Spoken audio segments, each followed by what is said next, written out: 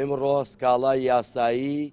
لەسەر کارگەی چیمەنتۆی لاڤارجی فەڕەنسی تۆمارەکەین لە دادگای فیدراڵی عێراق. دیارە پێشتریش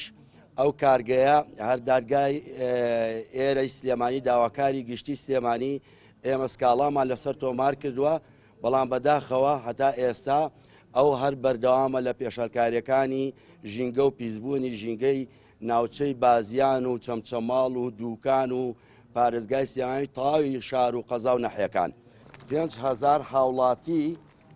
کە ئیمزایان کۆ کردوێتەوە ڕۆژانە هاتوونەتە ئێرە کە ئەمە 5,000 ئیمزای هاوڵاتیە بۆ ئێمە هاتووە و لە ئێرەشە ئەوەش سکاڵاکەیە کە لەسەر جارێکی تر کارگەی چیمەنتۆی لاڤاجی فەڕەنسی تۆمارمان کردەوە، بەڵام بەداخەوە هەتا ئێستا نەچووە بواری جێبەجێکرد. ئێمە ئامارێکیان ئەوەی دقیقە کە لامانە لە 2012ەوە تاکو 2023 کە ئیم بانیش سەری ساڵە 2024 لە پارێزگای سلێمانی بە قەزا و نەحیەکانەوە نزیکەی 75,000 هاوڵاتی تووشی نەخۆشی دیرەشقیان بووە